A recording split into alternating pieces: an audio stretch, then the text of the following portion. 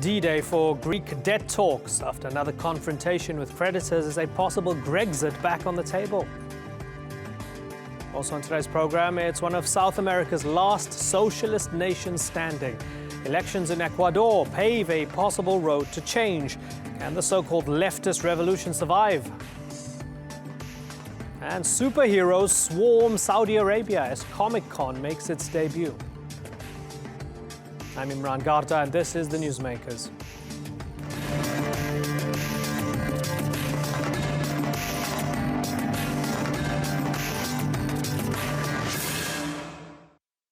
You'd be forgiven for thinking Greece's absence from world headlines meant its economic woes were over. Nothing could be further from the truth. The crisis that almost saw the nation pushed out of the Eurozone 2 years ago is on the verge of coming back with a vengeance. On Monday, a deadline to reach a deal on debt relief appeared to come and go. Inconclusive talks between Greece and its creditors means the next batch of bailout funds remains off the table. Without it, Athens is on track to default on its $7.5 billion debt by the middle of the year. For Prime Minister Alexis Tsipras, it's not just a financial crisis, it's a political one. If Greece wants the money, the government needs to impose further austerity measures, which are deeply unpopular. Support for his leftist Syriza party has plummeted as Greek citizens say they can't take any more spending cuts. And some suggest the only way forward is for Greece to take a step back from the European Union. Today's newsmaker is the prospect of a Grexit. And we begin with this report from Randolph Nogel.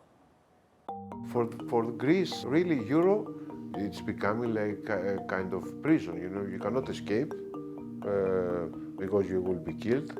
But if you stay in the prison, you will suffer for the rest of your life. Pressure is building in Greece ahead of a July deadline to repay €7.5 billion.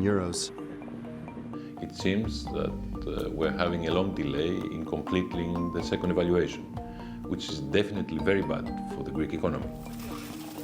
That second evaluation is key to unlocking another tranche of loans to make the payment. Of primary concern is a 3.5% growth target. The IMF says that won't be possible without the implementation of more austerity measures. No country in the Eurozone can and should be asked to produce primary surpluses or more than 3% for a period of 5, 6, 7 years. That is impossible to obtain. All these austerity programs since 2010 is made for another planet and for other creatures, not people. One thing all politicians in Greece can agree on is that the people have sacrificed enough. Some polls indicate that a majority of Greeks now believe that it was a mistake to join the EU. And with more austerity measures on the table, there are worries that the country's shrinking middle class may be beyond the point of no return. It's been how long now? Nearly 20 years? And it certainly doesn't feel like 20 years. No, it feels like 100 years. 1,000.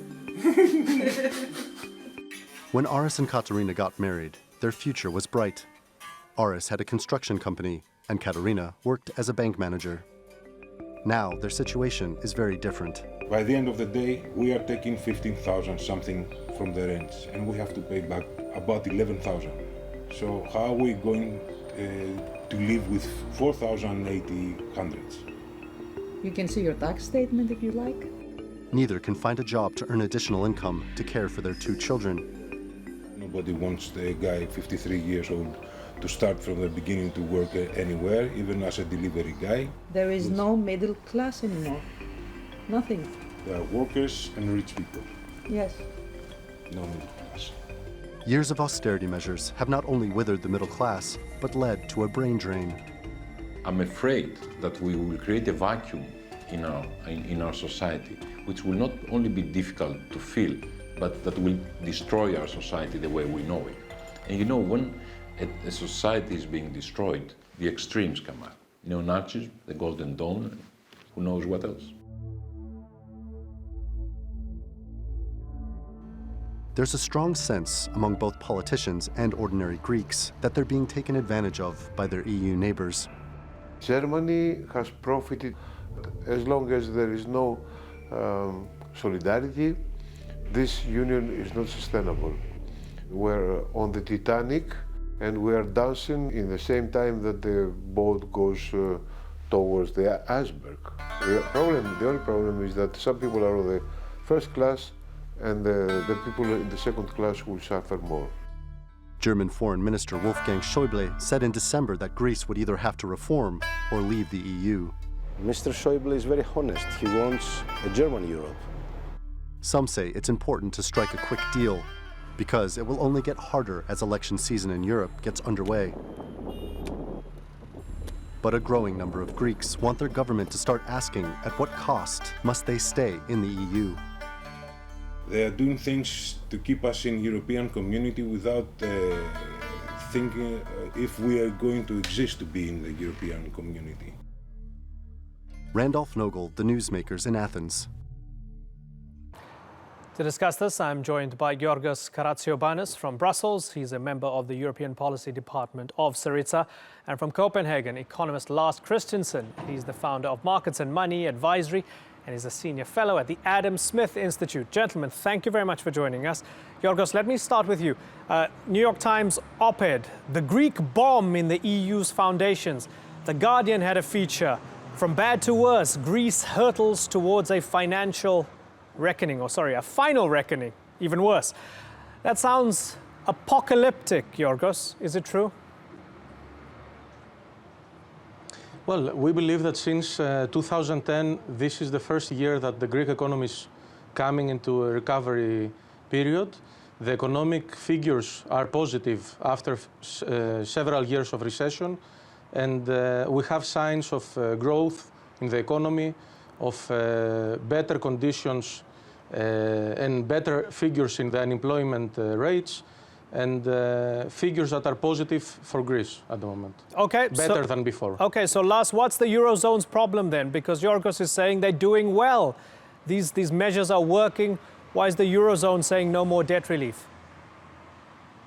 Well, you know, it is correct that the Greek economy is showing some signs of recovery, but we had negative quarter-to-quarter growth in Greece in the fourth quarter of last year. This is not a booming economy, but anyway, my real worry is that when the ECB at some point in the next 1 to 2 years start to tighten monetary policy because Germany needs it, or the Netherlands needs it, or France needs it, Greece is very far from having recovered and will be sent down back to recession quite soon again, and then we in trouble again. I wouldn't be as alarmist as some, but to me, Greece simply isn't the same way in terms of the economic cycle as the northern European countries, and therefore this is simply a country that do not fit into the euro.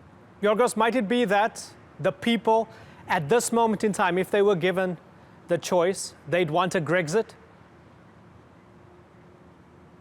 Well, this is not an option either for the population or the government, the Greek government. The Grexit scenario that is being put forward by the German finance minister, Mr. Schäuble, and others, is a scenario similar to the Swedish incident as put by Donald Trump yesterday. It does not exist from the Greek side. It will harm the Greek side, but it will harm also the European Union. It is not a scenario for us, and we believe that it's dangerous to have this discussion from the moment it is not on the table. Georgios, talking about the German finance minister, Mr. Schäuble, he said anyone who now speaks about debt relief for Greece does not strengthen those who want reforms. What do you think is his problem with you and for those who are saying that Greece needs more debt relief? Well, I think it's not just a leftist party in one of the corners of Europe. It has been wider support towards the Greek government. From one side, recognizing the improvements and the sacrifices that we have done in the last years. And from the other side, it's quite clear that at this moment, we don't have the luxury of recreating a Greek drama, if we can call it like this, when all around us we have in the European Union several other big major issues, such as Brexit, the situation in the Middle East, and so on. And it's not a moment and a momentum to reopen such a discussion. Georgios, come July, will you be able to pay your debts? Well, we are optimists that already from today's Eurogroup meeting, there will be a first political agreement that could help in the coming weeks in the staff level agreement between the Greek side and the institutions to go forward and to have finally a conclusion of the second program review. Lars, does that sound like a politician trying to sound optimistic and be diplomatic, or does it sound like true optimism that you can agree with? Well, I do actually agree. First of all, I do think that we need to take steps to remove some pressure from public finances in Greece. I think the IMF position that is more right than the EU position, meaning that we need less austerity in the present situation. The problem is, of course, that we cannot continue a situation to transfer taxpayer money from Germany, the Netherlands, and from other countries to Greece forever. And that is a very hard discussion. In my view, we need both debt restructuring, a significant write-down on debt of Greek debt, and a euro exit. I think it's something that needs to be addressed. Instead of we have these things where we go 1 year, 2 years, and then we are back to the same discussions again. The fundamental problem is that we have a European currency union. Which is not optimal.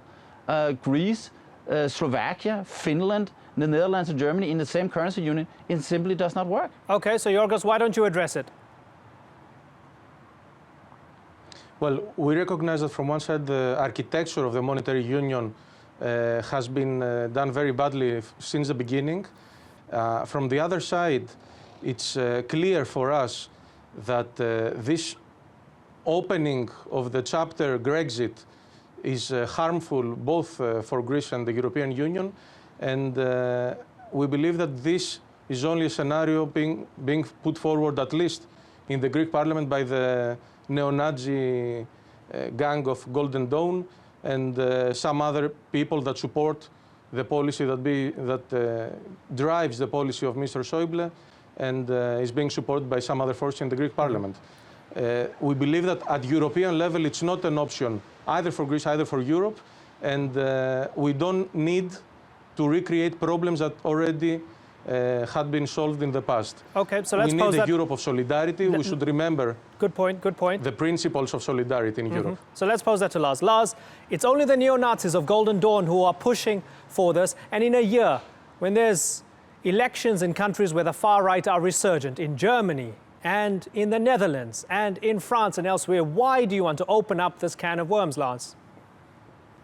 No, I completely agree. I'm deeply worried about right-wing extremism gaining ground across Europe, whether it's Le Pen in France or indeed in what, in my view, is a horrible political party, Golden Dawn in Greece. The problem is, of course, that these forces are gaining ground exactly because the euro is not working, because we do not have any growth in parts of Southern Europe and most particularly in Greece. Yorgos, looking at the timeline of Syriza's and the coalition's time in office, 2 years in office, looking at those austerity measures, slashing public sector salaries and pensions, cutting services, agreeing to massive privatization and so on, raising taxes. How much of a betrayal to your base and those on the left has this been, that it took this left-wing government to do all of this over the past 2 years? I think that this has been evaluated already by the Greek people a year ago when we had, after the agreement that we signed in July 2015, we had to go to new elections, to anticipated elections, and the support of the population was clear and even higher support for Syriza. At this moment, we know that the next parliamentary elections will be in 2019.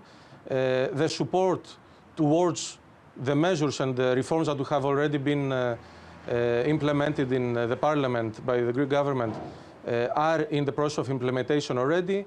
And we believe that there is still, of course, work to be done. But from the other side, we do not forget, and as I said before, that the Greek population has already done a lot of sacrifices. And for this reason, today in the Eurogroup, from the Greek side, we won't accept any new austerity measures to be on the table. Final question for you, Lars, to build on that point that the the Greek people have already made a lot of sacrifices. Whether we're talking about the IMF, the Eurozone, the Germans, whoever, the Greek government, would you agree that the Greek people have been the ones to suffer throughout this entire process and have been the ones who have carried this burden? Oh, absolutely. I have again and again on my blog, for example, and my latest blog post is actually called "The Continued Suffering of the Greek People." I think the euro is a monetary strangulation mechanism that is doing tremendous harm to the Greek economy, and the result is social and economic suffering of the Greek people. I can understand that the Greeks are angry. I can also understand that the taxpayers of Germany are angry. They have been put into this place where they have to bail out Greece again and again and again, not because of lack of effort on the Greek government's part or the Greek population, but because of a monetary mechanism that simply do not work. And that's why I think we need to address this very fundamental issue. And yes, it will not be easy. There is no easy solution for Greece. Unfortunately, Greece is in the euro. Greece should never have been in the euro. But we cannot keep on postponing this. We are entering the 9th year of depression in the Greek economy. It is horrendous and has to end. Okay, Lars Christensen and Yorgos Karatsiobanis, gentlemen, thank you very much for joining us.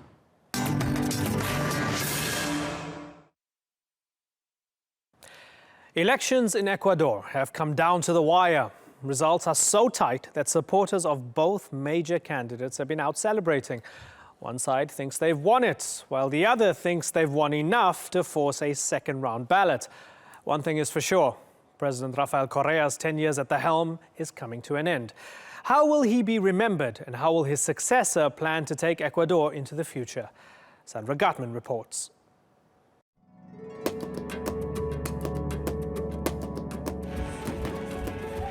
Ecuador is at a political crossroads, and this election was tipped to be decisive. Lenín Moreno was poised to win the first round, promising to continue the so-called leftist revolution of outgoing leader Rafael Correa. Que esta revolución no la para nada ni nadie. El mismo rumbo con un liderazgo diferente que yo creo que a la final es muy deseable para el país. Alguien.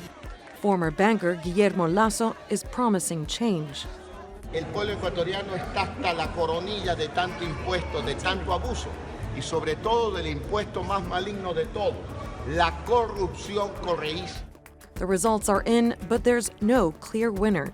With just over 39% of the vote, Lenín Moreno just fell short of the 40% threshold needed to win outright. A runoff vote will have to go ahead in April.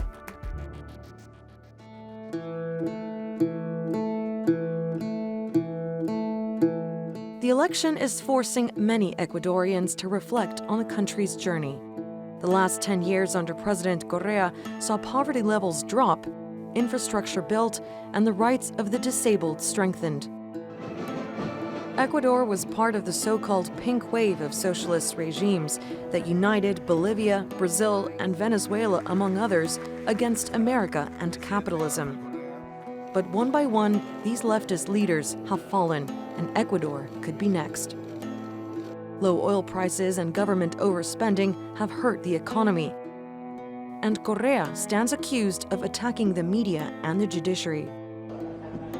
Cualquiera de los sucesores, cualquiera sea de la tendencia ideológica que fuera, tiene que enfrentar el problema de la deuda, de las demandas de corrupción, y tiene que enfrentar el problema de todos los sectores. It's why some analysts predict that despite his lead, Moreno might still be defeated, but only if Lasso can rally the support of other opposition parties to end Correa's leftist legacy. Sandra Gatman, The Newsmakers. I'm joined now from Lexington, Kentucky by Carlos de la Torre. He's the author of The Ecuador Reader, History, Culture, Politics. He's also a sociology professor at the University of Kentucky with a specialty in Latin American democracy. Thanks so much for joining us. Sir, when Rafael Correa came to power, most of the continent was Bolivarian left. Things are a little bit different now, aren't they? Tell me how different Ecuador is, particularly after this first round of elections. Well, thanks so much for the invitation. You are right, when Rafael Correa won the election, those were the biggest moments of the success of Chavez. He had all of the petrodollars to spare, and many people follow into his footsteps, into the script of regime change by convening a National Assembly to change the Constitution and change all the institutions of the country and to get rid of neoliberalism. And that's what Rafael Correa did. And Rafael Correa ran the country for 10 years with very high prices of oil. When the prices of oil went down, he decided to step out. Momentarily, at least. Sure. If Lenin Moreno becomes the next leader, is it unfair to say that he will just be a continuation of the policies of Correa? Because there seems to be a fundamentally different man. He was nominated for the Nobel Peace Prize. He seems softer, less belligerent. Sure, he's a socialist, but are all socialists the same?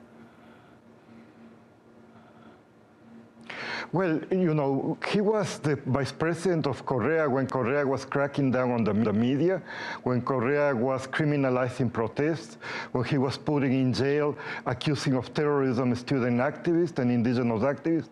And Moreno kept his mouth shut.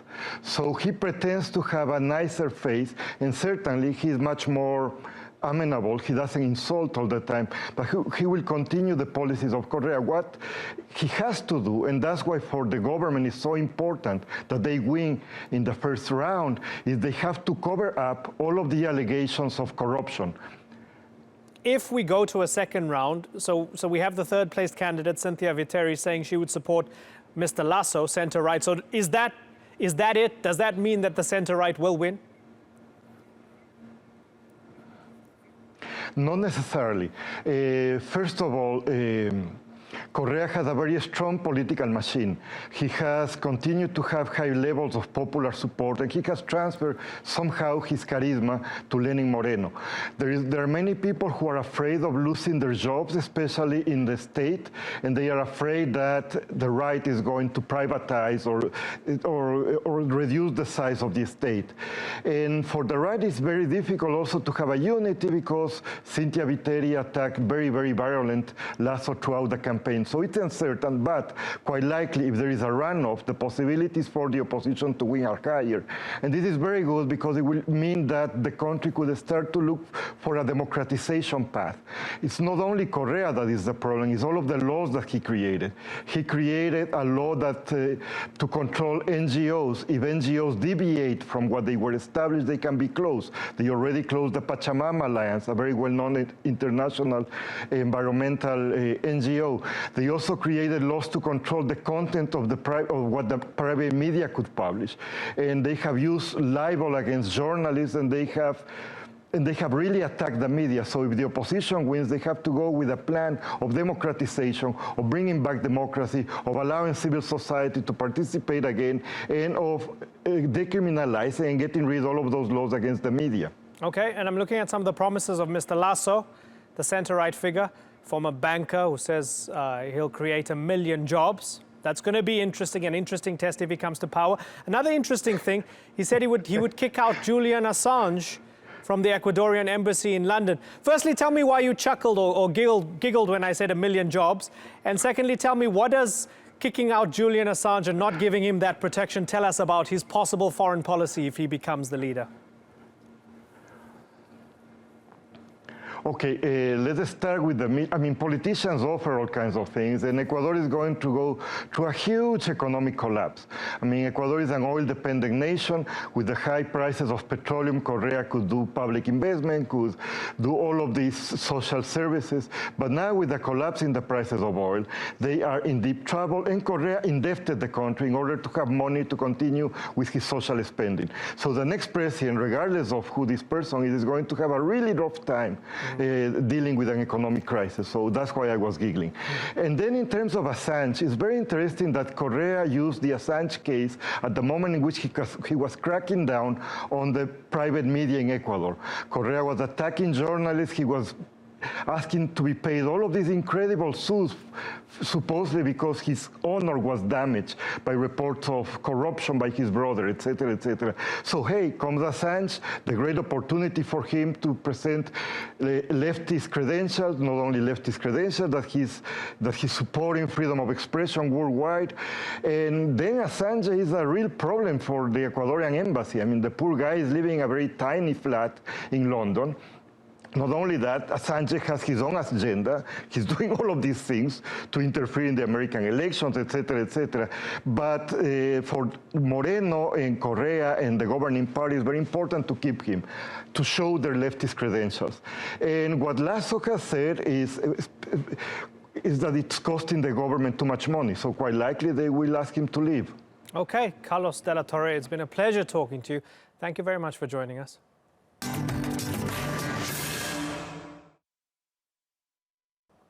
In today's Picture This, it's a mecca for comic book geeks who love role-playing their favorite characters.